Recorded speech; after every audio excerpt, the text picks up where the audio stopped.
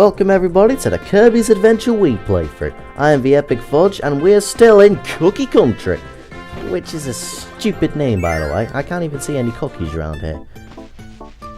Whatever. We've got a new ability here. This is the Spark ability. It's basically lightning based, it gives you shields, and it's got lightning based attacks. This ability is actually outright broken when you know how to use it. You can charge it up by shaking a remote or mashing the D-pad, and that gives you a shield, and it also gives you different levels of attacks. Like, simply, you can just get a shield, but with small charges you can get lightning attacks, and with a huge charge you can get a spark wave attack. And if you fully charge yourself and leave the charge on you, you get a shield which blocks pretty much every single projectile attack and makes you damn near invincible. So, Spark, once you get to grips with how you do that, it's pretty much broken and it can block nearly every attack in the game. Apart from crushing obstacles, obviously. But again, I don't really like using it because, much like Leaf, because it's so broken, because it's so easy to destroy enemies with it, I don't really like using it because it kind of takes the fun out of playing the game when I'm using an ability that destroys everything in my way. I'd rather use something that's a bit more versatile and a bit more fun to use, like a sword right here. That's a general complaint that most Kirby games get, like they're too easy because Kirby can generally float over everything. But once you're like out of that mindset and you play the game as it's intended to be played, it's a fun game to play. Almost all the Kirby games are really fun to play, unless you're playing something like Kirby's Epic Yarn, which is it's fun, but it's not like really fun like this game. This is one of the best Kirby games I've ever played. Hell, even better than Kirby Superstar, and that's saying something.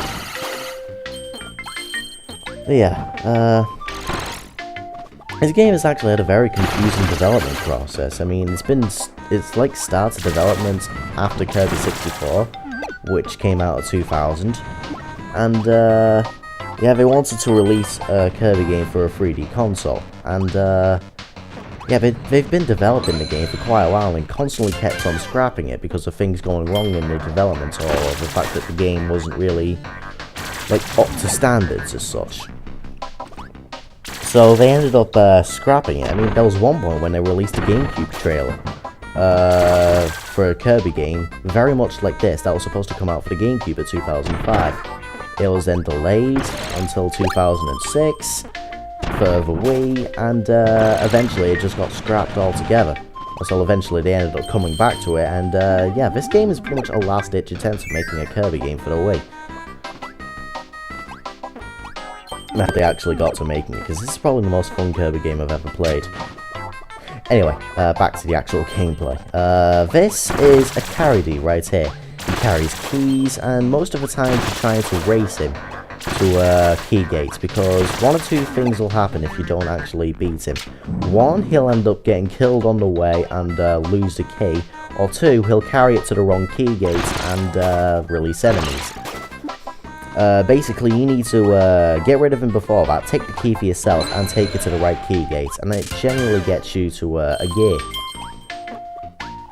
So yeah, whenever you see him, make sure you go as fast as you can and get to the end of that section before he does.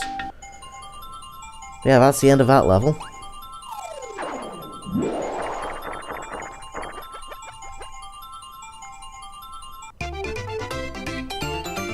There's a lot of references to old Kirby games in this game. I mean, that goal game is like pretty much an exact replica of the Kirby's Adventure goal game.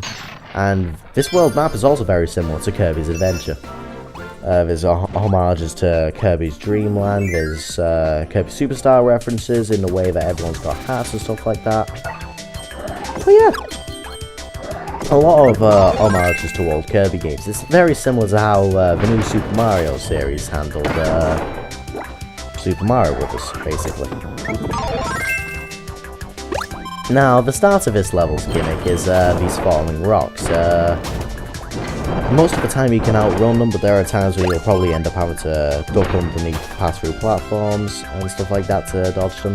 You'll find secret passages like this, and they're generally very easy to see. It's not that hard to attacks even, to be honest, and they generally hide stuff like extra stars. Sometimes they'll hide the extra gear.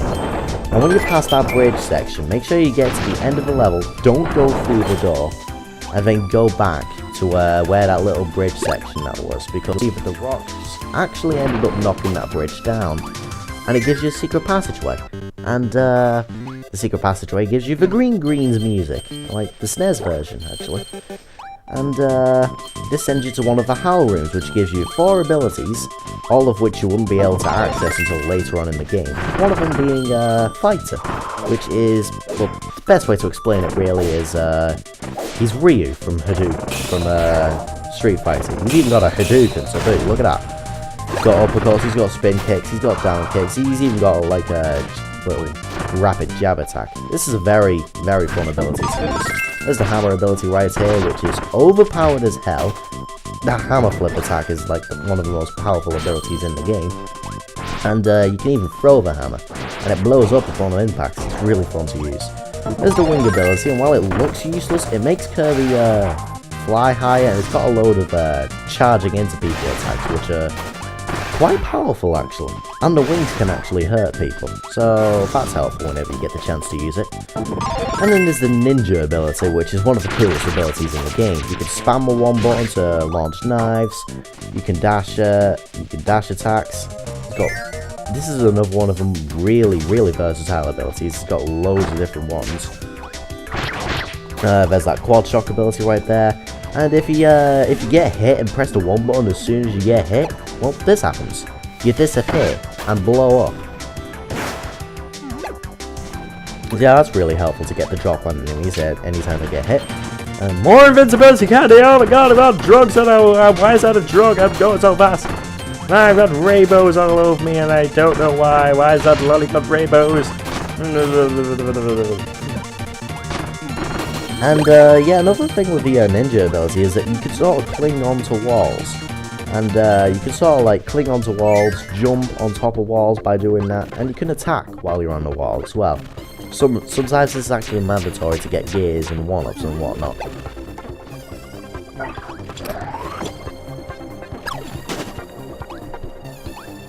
Now this cave area introduced you to a new item, which is this, I think it's a tuber, I'm not too sure. But I'll get the tech guy to correct me if I'm wrong, but yeah, this ability is basically like a hugely overpowered umbrella, and it destroys everything in your way pretty much in one shot every single time, no matter how much health it has. Well, it's not exactly mandatory at any point, it is very helpful to have to make sure you get through an area without taking any hits.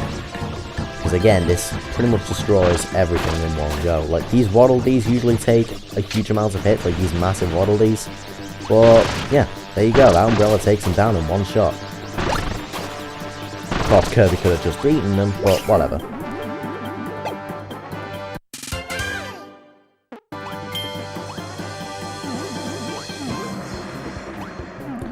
Now we're up to the point where we've only got 2 gears left, and most of the time when there's only 2 gears left, that basically means that there's another one of those black space levels. Because every time you go into a black space level and defeat a grand, like this sphere doomer, you get 2 energy spheres. And that generally means you get to go through another one of those super ability moments, like this. And there's a little helpful tip: if you don't happen to actually destroy the enemy by eating it, you can end up destroying it normally and you'll still be able to get the ability. You know, this game wants to be pretty sure that you can get through the game properly.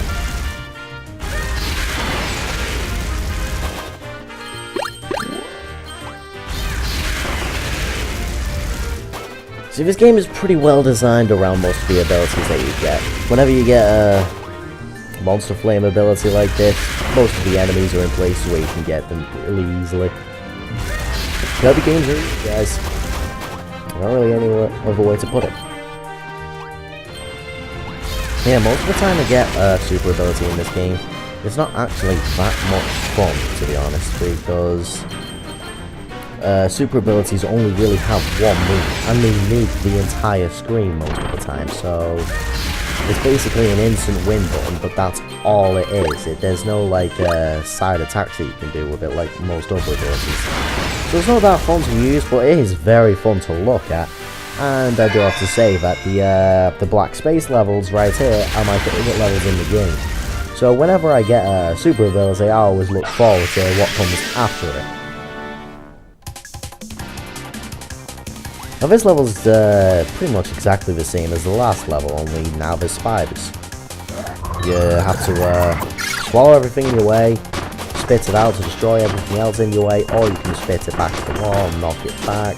The wall won't hurt you. I originally thought that it did hurt you, but it actually doesn't hurt you that much, and really, that's just there because if you end up getting into a position where it crushes you, it will end up doing that eventually.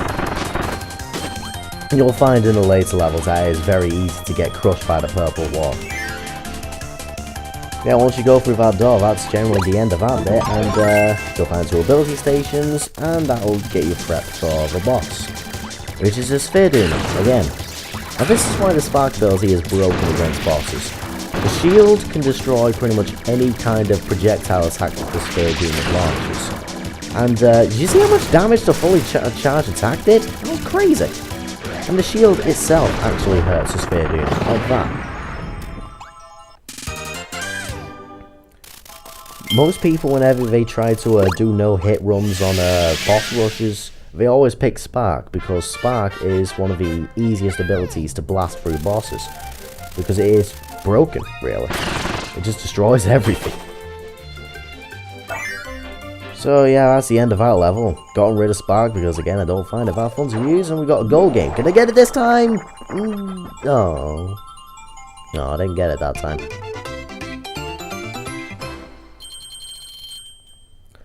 Yeah, that's the end of this part, ladies and gentlemen. I'll see you guys in the next part of Kirby's Adventure Wii, where we fight the first boss of this game.